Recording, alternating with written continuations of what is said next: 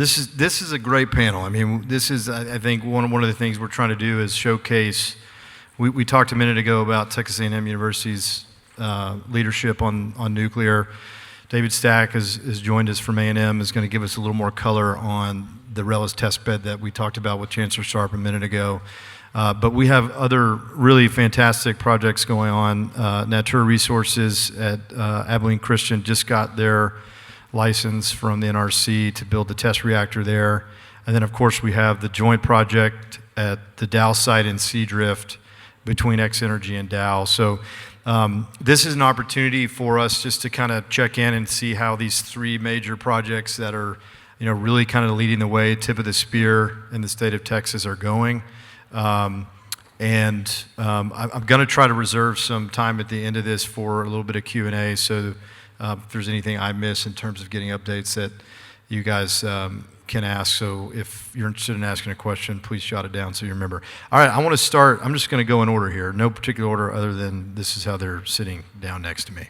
And so we're going to talk about the Dow X-Energy partnership. I want, if possible, Kreshka, for you to start and give us a background about how that partnership came into existence and really sort of Dow's motivations for, looking to nuclear in the first place. Sure. And thanks for having us.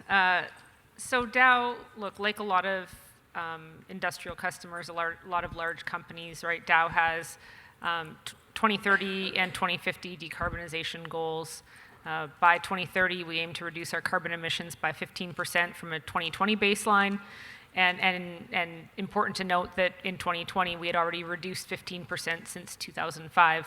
And then we have an aspirational target of being net zero Scope 1 and Scope 2 emissions by 2050. And of course, for an industrial customer, that's not necessarily straightforward, right? To the extent that we are a purchaser of electricity from the grid, of course, renewables can be an important part of the solution, and Dow does buy approximately 1 gigawatt of renewables globally. But for the majority of our large manufacturing sites, we require not only, effectively 100%, it was said before, 5 nines, reliability on electricity, we also require that for our high temperature steam and heat on site to run our manufacturing operations. And so this really is one of the things that got us looking seriously at nuclear, in particular fourth generation nuclear that does produce temperatures that are in excess of 500 degrees Celsius. And so there's a few other things, of course, that Dow is looking at. We do see, as of today, right, not all of the technologies that we need to decarbonize by 2050 might be fully ready today, but as of today, we see our energy mix in 2050 being a combination of clean hydrogen, whether that's green or blue with CCS, nuclear, and then also renewables. And so when we were evaluating technologies for our Seadrift site, that was the site we were specifically looking at, the X-Energy technology kind of floated to the top for us for a couple of reasons. Number one, again, was that ability to make steam in excess of 500 degrees Celsius.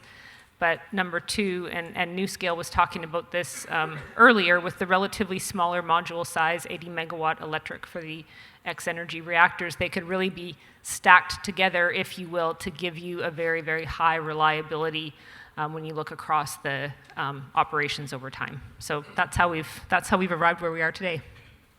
Yeah, I just want to piggyback on that with you, Ben, about the unique, what makes X-Energy's technology unique.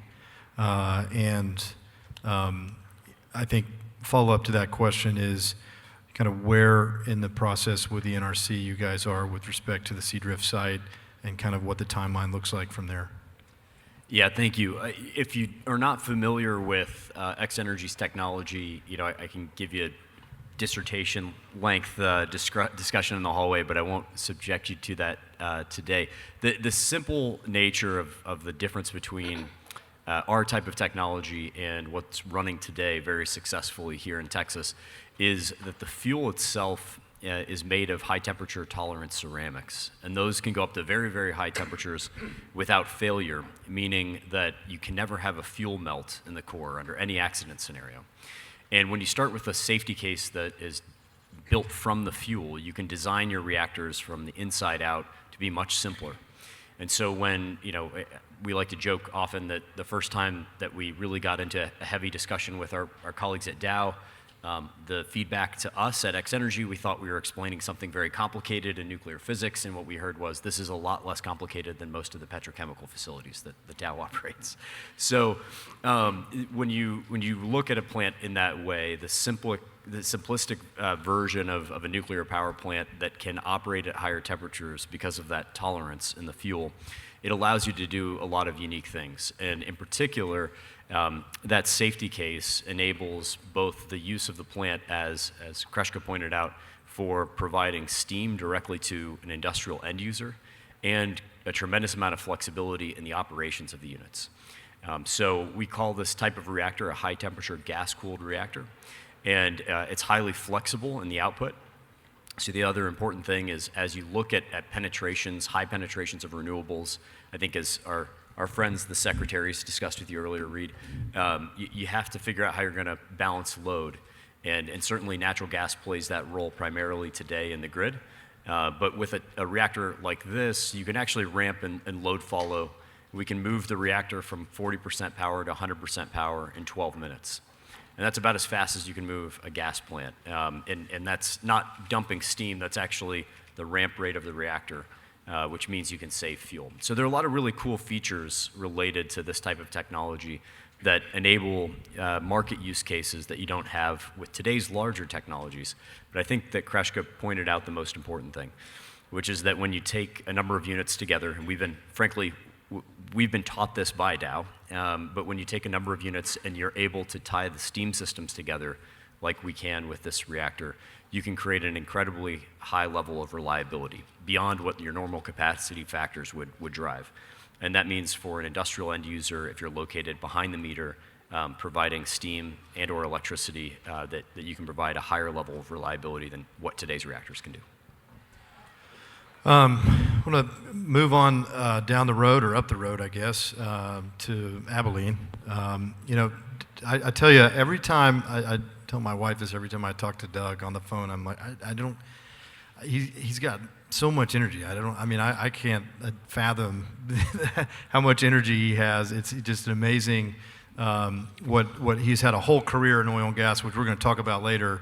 And, now he's, running Natura Resources, and what the progress that they've made in such a short period of time is incredibly remarkable. And I think, and again, we're going to talk about sort of the oil and gas mentality that Doug has brought to that. But Doug, if you could give us, I think, just a quick overview of what it is you're building there, the technology, and also I know you had a big milestone, just a month ago, 6 weeks ago. Talk about that, and then talk about really the timeline forward from there. Sure, Reed, thanks, and thanks for hosting. So 2020 is when I stood up Natura Resources. As Reed mentioned, I'm an oil and gas guy, 40 years in that industry. I walked into nuclear completely accidentally, I can assure you. But so we have, how do we get to production? That's what we're 100% focused on. 4 research universities, Texas A&M here in the front, UT way back there at a different table, Dr. Haas, Georgia Institute of Technology, and of course Abilene Christian University. So when we formed the University Research Alliance, the focus was, what is a pathway to production? It's the Nuclear Regulatory Commission. You're not going to build and deploy a reactor in the United States without a license from the NRC. That's the law. And so how do we get that license? And so the team that partly represented here, think up at one point 150 researchers at all 4 universities. Within 2 years of launching our project, we had filed and docketed with the NRC a construction permit for a molten salt liquid fueled reactor based upon the MSRE deployed at Oak Ridge. We were all at Oak Ridge last week for a molten salt symposium, or maybe the week before, I lose time. And So you won't hear it often. I haven't heard it much today, quite frankly, is the NRC issued our permit. Here it is. Thank you. We presented this at Oak Ridge and entertained the idea of doing a photo booth. Everybody could take their picture with a permit, but then somebody said, somebody may Photoshop and stick their name on that, so we're not gonna do that. The NRC approved that permit in September. We had a signing ceremony just a month or so ago. They did exactly what they said they would do in less time than they said they would do it. So they did their job. And I think a big part of the NRC doing their job was that our team did our job, a lot of R&D, a lot of hard work, preliminary engineering design. Corporate partners such as Teledyne Brown, Zachary Engineering, and others were a part of that effort. And so we're very proud, and I think the NRC was excited as we were at the signing ceremony. So we have our construction permit. We're moving forward with our detailed engineering design. That should be completed here with the next few months. And then we are simultaneously, we do things in parallel, moving forward with our commercial reactors. The other thing I have to mention is what this partnership has looked like principally initially between myself and ACU as DOE asked us to build this reactor. We need to beat China, we need to beat Russia. ACU's contribution has been the completion of a $23 million science engineering research center, the first advanced reactor facility in the nation, the only one outside of a national lab, and that is open and running. You are invited to tour. We have conducted multiple tours, more than we can count, and very proud of the work that ACU did on that. So that's where we are, that's where we're going in a very short period of time. Thanks, Doug. David, I want to follow up on the conversation we had with Chancellor Sharp. Just maybe dig a little deeper on, the rationale for the test bed at the Rels campus, the RFI, what you found out from the RFI, and then kind of the RFP and where you guys stand. And I think lastly, this is a lot of questions. Hope you're ready. Lastly is kind of where are you in the RFP process, and what does the timeline look like from here in terms of, actually building reactors there at the Rels campus? Yeah, so, in May, we kind of initially announced, the Chancellor announced our initiatives to put nuclear power out on Rels. The idea was behind that electrical power generation. Some of that is we see ourselves as, we're researchers, we collaborate with various companies, all of these companies on the stage in terms of their nuclear, non-nuclear work. We see ourselves as a workforce provider to them. We see ourselves as an entity of the state who can be an early adopter, right, in terms of adopting technologies. We consume 90 megawatts in College Station. As the Chancellor alluded to, if we want to be a premier university in 2 decades, we're probably going to have more power than that with AI and electrical use and other aspects of just regional needs as well. So being an early adopter, the idea was what can we do that will lower barriers of entry for multiple entrants? And so in the RFI, what we did is we sought, if we were going to put together something, who would want to come, right? What are the ideas that are out there?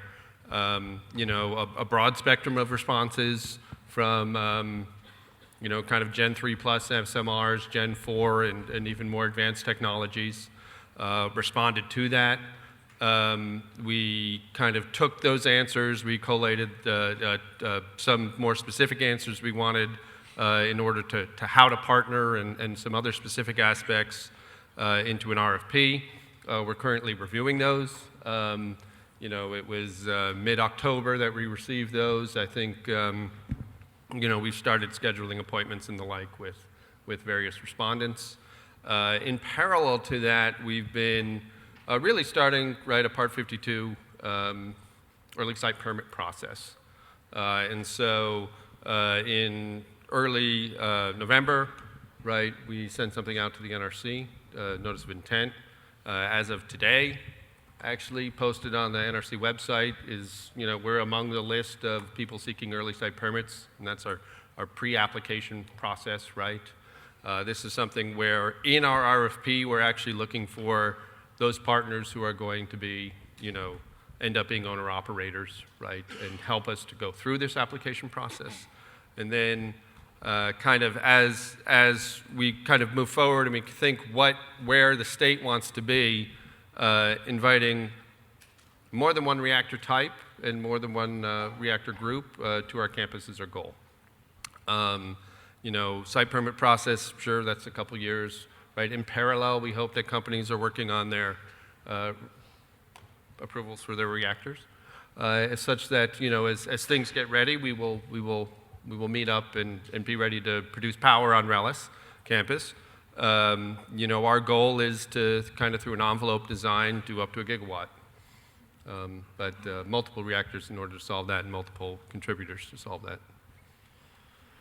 Kreshka, I want to turn back to you just for a minute. Obviously, the history of nuclear energy is, a fair amount of opposition, and you guys are, tip of the spear in terms of, building, commercial reactors there in Seadrift. What are you guys doing in the community to sort of pave the way for that, to, just to ensure the readiness of the community for building nuclear there? Yeah, so I think, the good news as a petrochemical company that already does business in the community, right? Our engagement with the community is really part of our license to operate. And so we engage with our community at all levels, I would say on all projects, not just on this nuclear project, early and often. Whether that's through our employee networks, our retiree networks, our near neighbors, but also, local elected officials and the communities that surround us. And so we've hosted a number of events, both with X Energy, with the Department of Energy, with the NRC, even in and around our site and the community to educate people about the project and what we're trying to do, but also allow them to ask questions. We really try to take a stance of, there are no bad questions, there are no stupid questions. We are looking to do something in your community. This is an investment in the community. It's an investment in the site and in long-term jobs. But also, people have real, valid concerns, and so we need to accept those questions and provide them with answers that can allow them to support the project. And so that's really the approach that we've taken. And so far, we've had, I think, very good response to that. And we've seen a lot of community support, but it's our intention to continue to do that. And I think we're going to really need to, double down on those efforts, right, as we move through the permitting process and all of those things through construction. Ben, I wanted to switch gears a little bit. Y'all had a pretty big announcement recently in terms of funding investment round, with Amazon being, one of the investors. Just wanted you maybe to talk about what that means for X Energy, and obviously the implication there is AI related, and what you guys are looking at in terms of data centers and AI. Yeah, thanks, Reed. I think there's been a lot of kind of coverage of the topic on data centers and AI here today, and that makes sense. It's been kind of the thing driving a lot of the narrative in the energy markets over the last 6 months.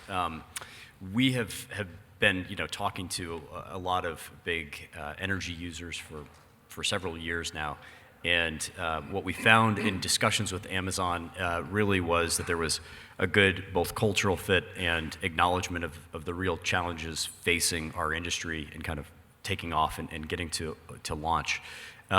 So as we pulled together a partnership with Amazon, it really encompassed 3 main things, and this is kind of unique in the space. The first was a major investment in X Energy. So as you said, we had a round of fundraising that was open. It was called our C1 round. Ultimately, we raised $500 million. We're going to raise a little bit more here shortly, that we announced in that fundraising round in mid-October. And Amazon was the main strategic investing partner in that round, but alongside Amazon were Ken Griffin, who started kind of the world's most prominent hedge fund, NGP, which is a Dallas-based energy private equity and VC firm. Many of its LPs are oil and gas firms, so demonstrated acknowledgement of the importance of this type of technology to the traditional energy industry. And then the University of Michigan's endowment were the kind of key players there, along with a group called Ares Capital Management. If you don't know Ares, they really led our C round before that, and that's a large traditional manager of funds. So they manage about $400 billion in assets under management. So that key set of players to us told us that there's real attention in the market on what's going on in new nuclear, and we think that we built the case along with kind of our work with Dow and the Department of Energy, that this was a technology that should be backed by the markets. In addition to that investment in X Energy, Amazon wanted to make an investment and targeted announcement for the deployment of reactors. And so the announcement that they made alongside their investment in us was really the other two pieces. First, a 5 gigawatt target for offtake from power from X Energy projects. And showing how they could enable that type of project, they also made a substantial capital investment in our second project, which is with a utility called Energy Northwest up in Washington State. So they're putting direct capital into that project for offtake rights on the back end and showing how these projects can be enabled. It's been our theory that one day we'll get to a place where PPAs could be anchoring projects in the way that today many projects are delivered on a project basis. All that said, why is it important? Having $500 million right now is critical for the development cycle with Dow. And when you think about the work that we're doing on our first project, there really are two major capital drivers as we continue to expand and ramp our expenditures as a company. The first of those is we have to continue to develop and finalize the design as we're going through the process all the way through detailed design and the licensing associated with it. That's a tremendous amount of design cost. And we as a company have to raise the capital to be able to go put that to work. And that's allowing us to ramp the number of engineers working on the project at this phase of the project, which is what we needed to do. And the other thing is we own our own fuel company. We call it TriSoX, but that's the manufacturer of the TRISO fuel I was discussing earlier. And for us, we're at the phase now where it's time to start ramping production as well for TriSoX. So we've been operating a pilot facility in Oak Ridge, Tennessee for about 7 years. We've been in the licensing process for a commercial facility for 2 years, and we are now moving dirt on the facility and will be in vertical construction next year, which keeps that off of the critical path for the Dow project, and it's time in our development cycle for us to spend significant sums of money on that as well.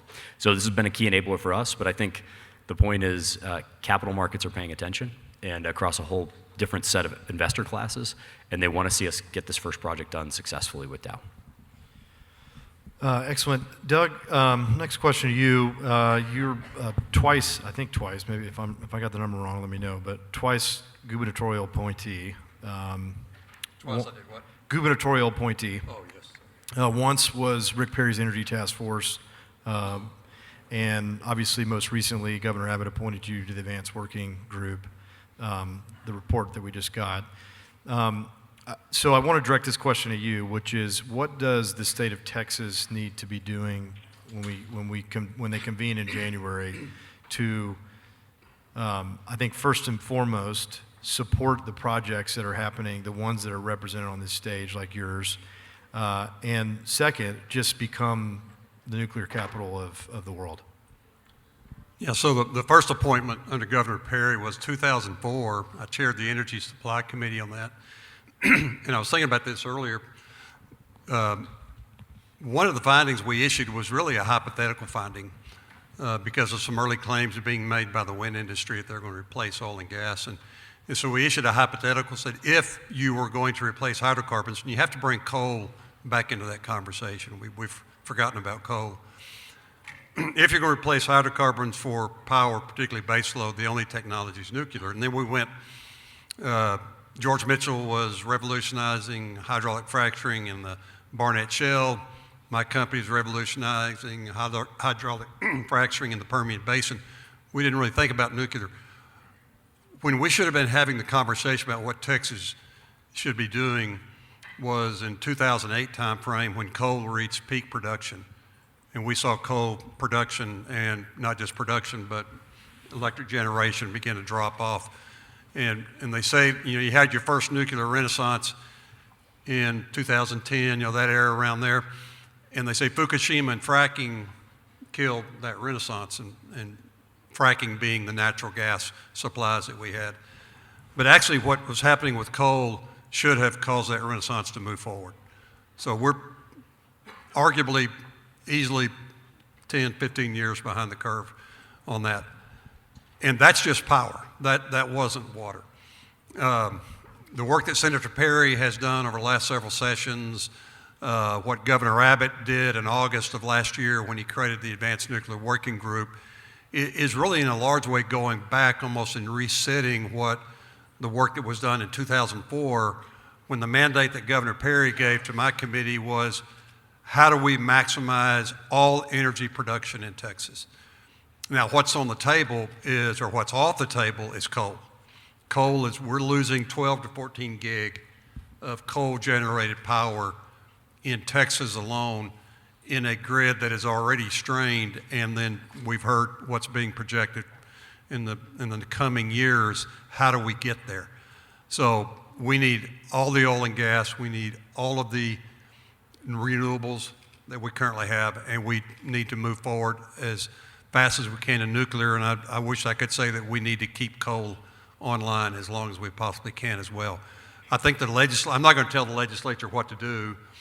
Governor Abbott laid out, he dropped his report on the Advanced Nuclear Working Group this morning, so there's a lot of direction there.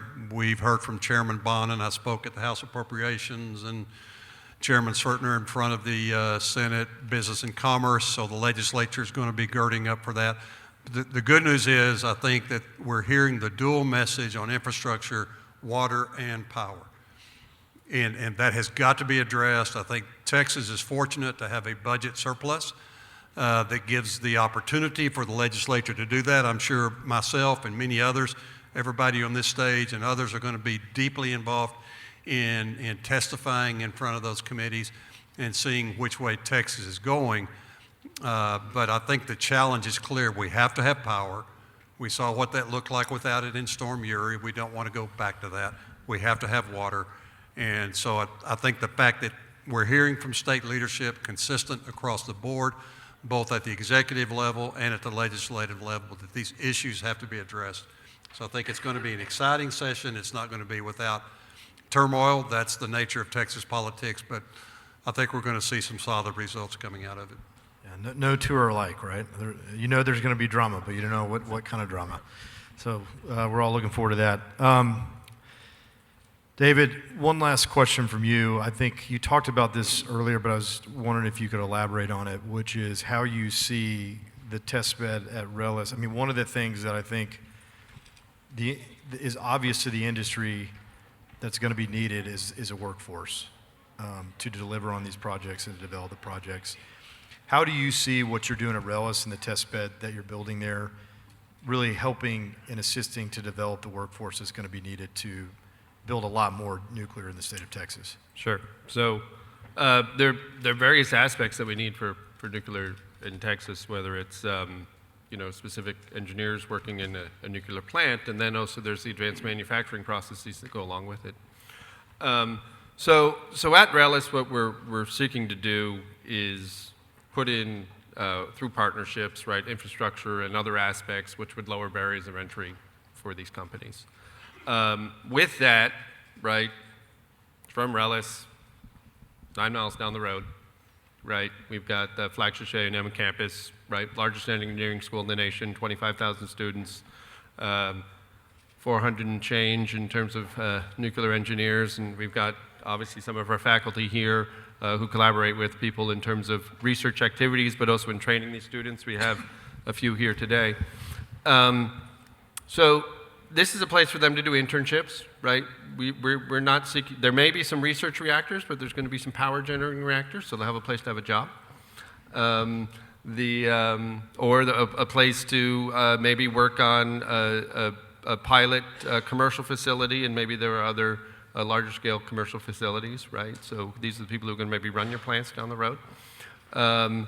We are happy to and able to produce those kind of students, right? As the Chancellor mentioned, out on that Relish campus as well, in addition to the 80,000 students on Flagship, there's 4,000 students between Blinn College, another 10,000 kind of over in the other part of Bryan with Blinn. So there's also the TEACS. Right? So TEACS is our continuing education workforce development group that Texas Engineering Extension Service.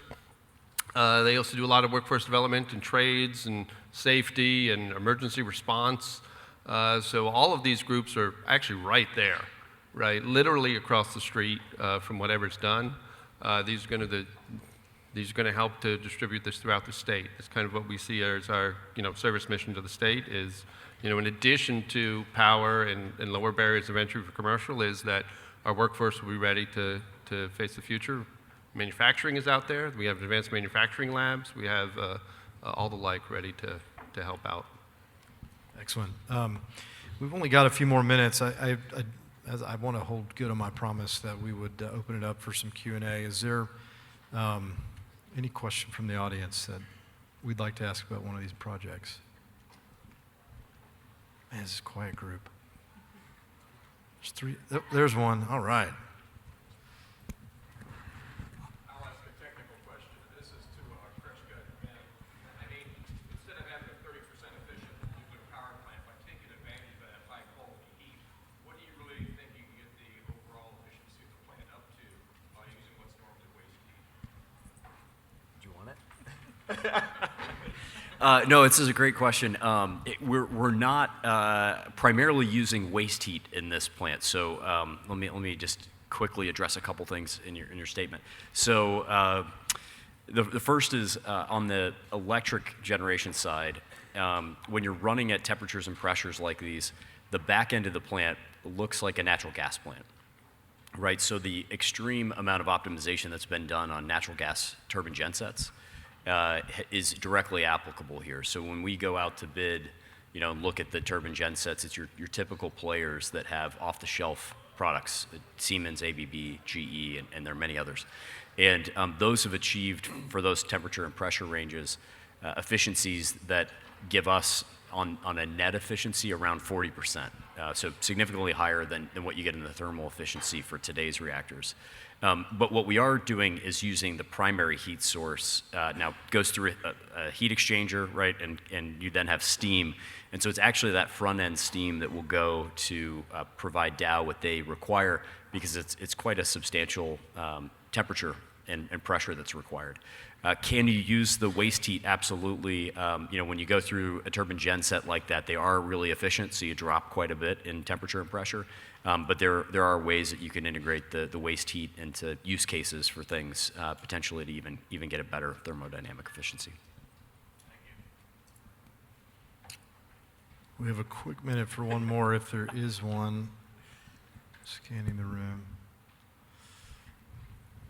All right. Well, I think we'll wrap it up there because we actually.